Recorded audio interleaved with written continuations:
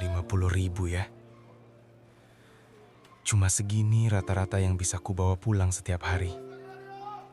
Seharian punggungku rasanya mau patah. Karung-karung beras itu seolah bertambah berat tiap jamnya. Seolah mereka tahu kalau tenaga orang macam aku ini makin lama makin susut. Tadi pagi saat berangkat, aku masih sempat mengharapkan bisa bawa pulang uang lebih. Tapi ternyata sama aja. Harga minyak naik, harga beras naik, harga gas juga naik. Semuanya naik, kecuali harga keringatku. Besok punggungku harus dipaksa lagi. Aku harus kuat. Anto, yang sehari-hari hanya bekerja sebagai kuli angkut di pasar. Ia bukan orang yang berpendidikan tinggi. Ijazah SD miliknya sudah lama hilang atau mungkin hancur dimakan rayap di kampung. Baginya, satu-satunya modal yang ia punya adalah punggung. Mas, mau langsung makan atau duduk dulu? Lilis sudah siapin kopinya kok. Mau duduk aja dulu sebentar. Ini Lis, pendapatan aku hari ini. Cuma 50.000 lagi. Tadi pasar lumayan sepi Lis. Jadinya aku cuma bisa angkut sedikit. Akhir-akhir ini pasar sepi terus. Gak tahu kenapa. Alhamdulillah Mas, kita syukuri aja dulu. Semoga besok ada rezeki yang lebih baik. Iya, semoga aja. Memangnya hari ini kamu masak apa Lis? Hari ini masak orek tempe sama telur dadar Mas. Seperti biasa. Ya ampun Lis, kok masak itu mulu? Tadi pagi udah sarapan itu. Masa sekarang pulang kerja makan itu lagi? Kamu nggak pengen nyobain masakan lain? Bosen kan makannya itu terus? Aku udah capek kerja seharian. Masa makannya kayak gitu terus? Memangnya Mas mau Lilis masakin apa? Mie instan? Seenggaknya kamu kreatif dikit kek. Entah bikin ayam goreng, rendang, atau opor. Jangan tahu tempe mulu. Bosen, nggak selera. Lilis sih juga pengennya kayak gitu Mas. Bisa masak yang lain-lain. Tapi kan duitnya nggak cukup. Pendapatan Mas udah Lilis bagi-bagi buat bayar yang lain. Ya kamu irit-irit kek. Pokoknya diatur keuangannya. Mau diirit gimana lagi Mas? Itu udah paling mentok. Sekarang Mas makan itu dulu aja. Besok Lilis masakin yang lain.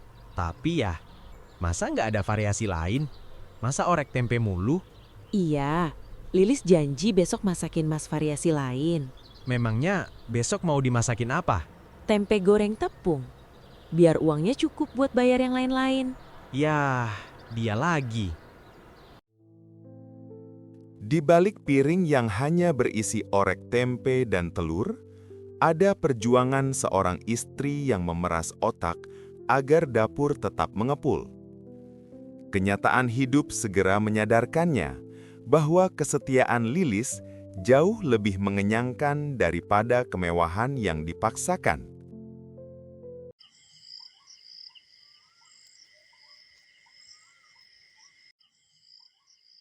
Lis, kayaknya aku harus cari kerjaan lain deh. Memang mau cari kerja apa Mas? Kan Mas nggak punya ijazah. Bisa baca tulis aja udah syukur. Entahlah, yang penting mau cari kerjaan lain aja. Kali aja bisa ngerubah keadaan ekonomi kita, biar kita nggak kayak gini terus. Lilis sih terserah Mas aja. Yang penting Mas nyaman, Mas sehat selalu. Lilis sebenarnya juga pengennya kita punya usaha Mas, kecil-kecilan gitu. Memangnya mau buka usaha apa? Paling Lilis cuma mau buka usaha gorengan Mas. Kayaknya cuma itu aja yang kita sanggup. Oh iya, nanti ya. Semoga aku dapat kerjaan lain, supaya kamu bisa buka usaha. Iya Mas, amin. Semoga dimudahkan.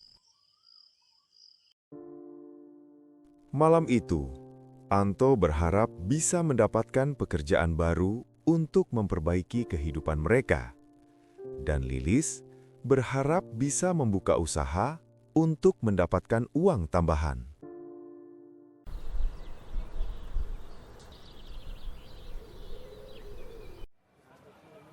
Mat, Kamu bosen nggak kerja nguli kayak gini terus, Mat?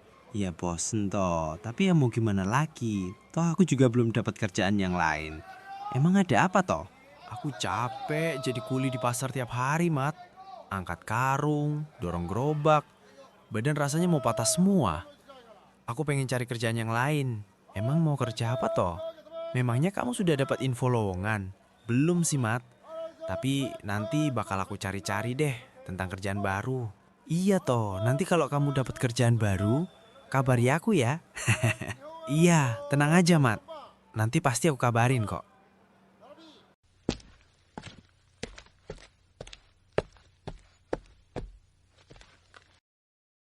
Pak, tempenya 1 papan ya. Sama bawang-bawangannya 5.000 aja. Itu aja, Lis. Ini ada sayur-sayuran segar loh. Masih pada baru datang. Mau nggak? Enggak, Pak. Lilis beli itu aja. Iya, Lis. Sebentar ya. Biar saya ambilkan dulu. Iya, Pak. Ini list belanjaannya. Bapak tambahin cabe ya. Kali aja mau bikin sambal. Wah, nggak usah repot-repot, Pak. Nggak apa-apa, Lis. Cuma sedikit aja kok. Wah, terima kasih banyak ya, Pak. Dibonusin cabe. Iya, Lis. Sama-sama.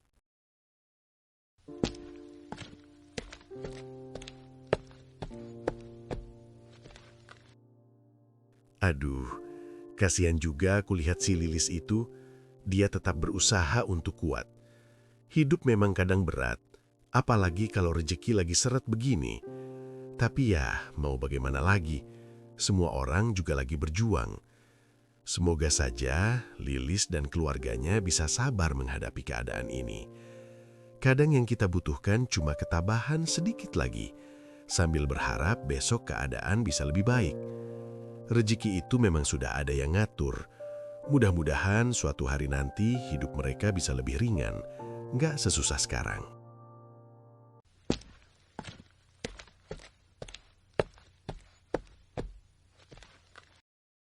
Pak, ayamnya 2 ekor ya? Sama sayur bayamnya juga 2 ikat. Iya, Bu RT. Sebentar ya. Oh iya, Pak. Saya mau tanya sedikit. Kebetulan saya ada kabar dari saudara saya yang di kota. Mereka lagi cari orang buat kerja, ngurusin orang tua yang sudah lansia. Kira-kira Bapak ada info nggak ya buat orang yang mau cari kerja, mumpung ada lowongan? Oh iya Bu, apa kerjanya cuma ngurusin orang tua saja?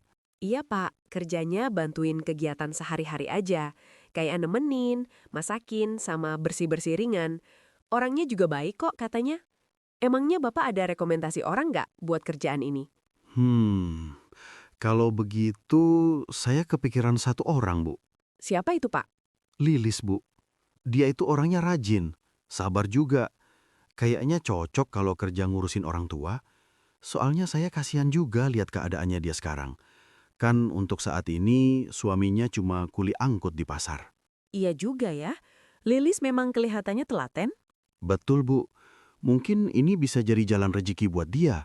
Siapa tahu hidupnya bisa sedikit lebih baik. Baiklah, Pak. Nanti saya coba kabari Lilis. Mudah-mudahan dia mau dan cocok dengan pekerjaan ini. Amin Bu. Semoga ini juga jadi kabar baik buat dia.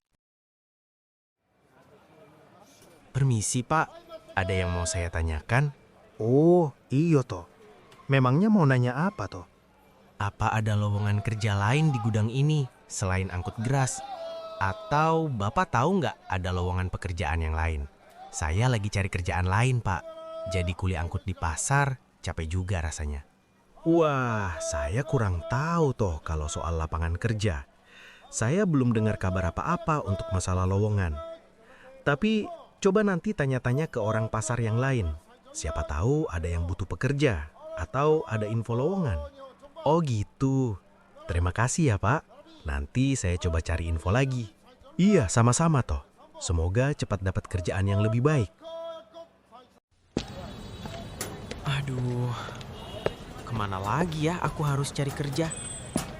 Dari tadi tanya orang-orang di pasar, nggak ada juga yang tahu tentang lowongan. Jadi kuli angkut begini, capek sekali. Tapi kalau berhenti, aku juga belum punya kerjaan lain. Mau makan dari mana nanti? Semoga saja besok atau lusa ada kabar pekerjaan. Aku cuma ingin kerja yang sedikit lebih baik. Tapi kok rasanya susah sekali ya mencarinya.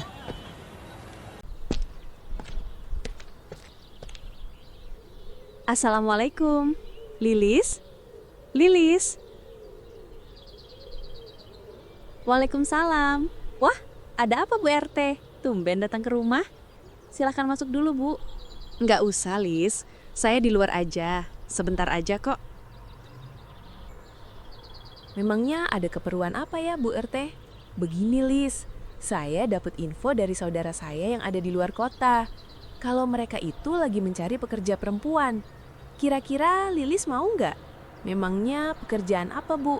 Bilangnya sih ngurusin orang tua yang sudah lansia. Paling bantuin masak, bersih-bersih sedikit, sama nemenin saja. Kata saudara ibu, mereka lagi butuh orang yang sabar dan rajin. Oh, begitu ya, Bu? Iya, tadi saya nanya Bapak Sayur. Dia merekomendasikan kamu. Dan saya pun juga langsung keinget kamu. Soalnya kamu orangnya telaten dan sabar. Terima kasih Bu RT, sudah kepikiran saya. Tapi kan saya nggak sesabar itu. Lalu gimana, Lis? Kamu mau nggak ngambil pekerjaan itu? Kalau kamu mau, nanti ibu bisa hubungkan dengan saudara ibu itu. Sebenarnya saya mau aja, Bu. Apalagi kalau bisa membantu ekonomi keluarga. Tapi saya ingin bicara dulu dengan suami saya, Bu. Saya nggak bisa memutuskan ini sendiri. Oh iya, Lis. Memang bagus begitu. Dibicarakan dulu sama suamimu. Semoga suamimu ngasih izin ya. Iya, Bu. Nanti setelah saya bicara dengan suami saya kabari lagi Bu RT. Iya, tidak apa-apa. Ibu tunggu kabar dari kamu, Lis. Ini, Lis, saya mau ngasih ayam buat kamu. Kebetulan tadi saya ada beli 2. Kalau gitu saya permisi dulu ya, Lis. Wah, terima kasih banyak ya, Bu. Sayanya jadi ngerepotin. Enggak kok, cuma sekedarnya. Permisi, Lis.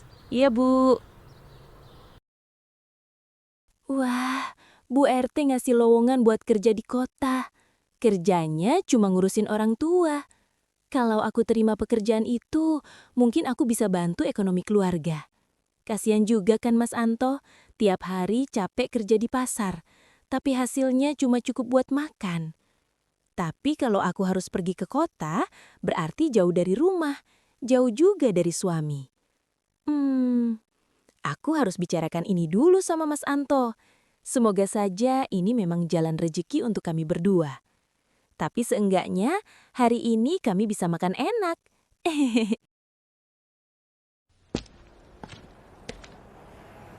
Di sini kelihatannya ramai juga. Mungkin mereka butuh orang buat kerja. Tapi apa aku berani tanya ya? Takutnya malah nggak ada lowongan. Tapi kalau aku cuma berdiri di sini saja juga nggak akan dapat kerja. Lebih baik aku coba tanya saja dulu. Semoga saja ada pekerjaan buatku di sini. Ada yang bisa saya bantu, Pak? Mau ngambil paket atau mau ngirim? Enggak, Mas. Saya cuma mau nanya, apa ada lowongan pekerjaan di sini? Oh, Bapaknya lagi cari kerja. Kebetulan ada lowongan kok, Pak. Yang pertama jadi penyortir barang di gudang. Tugasnya memilah-milah barang sesuai alamat. Yang kedua jadi pengantar paket. Tugasnya ngantrin paket ke alamat pelanggan. Kalau Bapak serius mau kerja, nanti saya bantu bicara sama kepala gudang di dalam. Oh, begitu ya, Mas. Terima kasih banyak ya, Mas, untuk infonya. Gimana kalau besok saya kesini lagi? Saya mau ngomongin dulu sama istri saya. Iya, Pak. Silahkan. Alhamdulillah, akhirnya ada juga kabar lowongan kerja. Aku harus cepet pulang. Mau ngasih kabar ini ke Lilis. Mau jadi penyortir paket atau pengantar paket, terserah aja lah. Yang penting ada kerjaan yang lebih jelas. Besok aku harus datang lagi buat melamar. Semoga saja mereka mau menerima aku kerja di sana.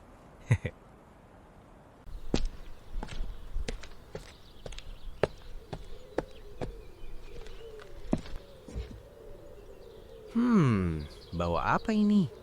Ayam goreng. Wah, sudah lama sekali aku nggak mencium bau ayam goreng seperti ini. Sedap banget aromanya. Pasti ada tetangga yang lagi masak ayam goreng. Wanginya sampai ke jalan begini. Andai saja hari ini aku juga punya uang lebih, pasti kami bisa makan ayam goreng malam ini. Loh, Lis, kok ada ayam goreng? Memangnya kamu dapat dari mana ayam ini? Dikasih Bu RT, Mas. Tadi Bu RT datang ke rumah. Katanya habis beli ayam 2 ekor. Terus beliau ngasih 1 buat kita. Oh, begitu. Tumben Bu RT ke rumah kita. Ada apa ya? Kok tiba-tiba Bu RT ngasih ayam? Baik banget ya Bu RT. Ya udah, sekarang Mas makan dulu. Mas lapar kan? Habis makan ada yang mau Lilis ceritain, Mas. Oh iya, Mas juga mau ngomong sesuatu nanti? Tentang apa, Mas? Ada deh. Sore itu menjadi sore yang berbeda bagi Anto dan Lilis. Di rumah sederhana mereka, sepiring ayam goreng terasa begitu istimewa. Bukan karena mewahnya makanan itu, tetapi karena rasa syukur yang menyertainya. Anto dan Lilis makan dengan senyum dan hati yang hangat. Di tengah keterbatasan hidup mereka, kebaikan kecil dari Bu RT telah membawa kebahagiaan yang besar.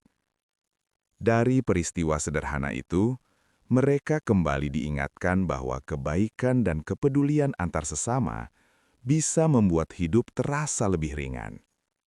Dan seringkali, kebahagiaan tidak datang dari hal yang besar, melainkan dari rasa syukur atas hal-hal kecil yang kita terima.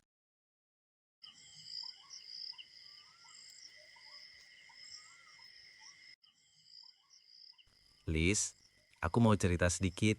Iya, Mas. Ada apa? Tadi, setelah aku pulang dari pasar, aku lewat depan kantor pengiriman barang. Lalu, aku iseng-iseng deh nanya tentang lowongan kerja. Kata pegawai di sana, memang lagi ada lowongan kerja. Katanya sih buat jadi penyortir paket sama pengantar paket. Besok, aku disuruh datang lagi ke sana buat tanya-tanya sama sekalian melamar. Alhamdulillah, Mas. Mudah-mudahan saja diterima. Diberikan selalu kemudahan. Iya, aku juga berharap begitu. Lumayan kalau bisa dapat kerja yang lebih tetap kan? Lalu, tadi kamu mau cerita apa, Lis? Tadi Bu RT datang ke rumah. Kata saudaranya yang ada di kota, ada yang butuh orang buat merawat lansia. Terus Bu RT nawarin ke aku. Gitu, Mas. Merawat orang tua begitu? Iya, Mas. Katanya cuma bantu nemenin, masakin, sama bersih-bersih sedikit. Tapi ya di kota, Mas. Agak jauh dari tempat kita. Kalau begitu, bagus juga sih, Lis. Lalu aku bilang ke Bu RT, nanti aku bicarakan dulu sama suami saya, Bu. Gitu. Kalau menurutku sih, nggak apa-apa. Malah bagus kalau kita berdua bisa kerja. Mumpung kita masih berdua, seenggaknya kita bisa menabung buat masa depan yang lebih baik. Kalau Lilis menerima pekerjaan ini, berarti Lilis juga harus tinggal di sana, jauh dari rumah. Makanya Lilis agak ragu. Lilis gak enak ninggalin Mas sendirian di rumah. Jadi menurut Mas gimana? Lis, denger ya. Kalau ini memang kesempatan buat kita, aku nggak apa-apa. Aku memperbolehkan kamu buat kerja di kota. Yang penting kamu jaga diri di kota. Kalau ada apa-apa, bilang sama Mas. Terima kasih, Mas. Aku sebenarnya juga berat. Aku janji bakal sering pulang kalau dapat libur. Terima kasih ya, Mas, sudah mengizinkan Lilis. Malam itu terasa berbeda bagi Anto dan Lilis. Di rumah sederhana mereka, obrolan kecil berubah menjadi harapan besar. Anto menceritakan tentang informasi lowongan kerja di tempat pengiriman paket. Sementara Lilis juga berbagi kabar bahwa ia ditawari pekerjaan merawat lansia oleh Bu RT. Meski hidup mereka selama ini tidak mudah, percakapan sederhana itu membuat hati keduanya terasa lebih ringan. Untuk pertama kalinya setelah sekian lama, mereka sama-sama melihat secercah harapan tentang masa depan yang lebih baik. Anto dan Lilis saling mendukung, saling menguatkan, dan percaya bahwa selama mereka tetap berusaha dan berjalan bersama, pintu rezeki akan selalu terbuka. Di rumah kecil itu, bukan kemewahan yang mereka miliki, melainkan sesuatu yang jauh lebih berharga, harapan, kerja keras, dan cinta yang saling menguatkan.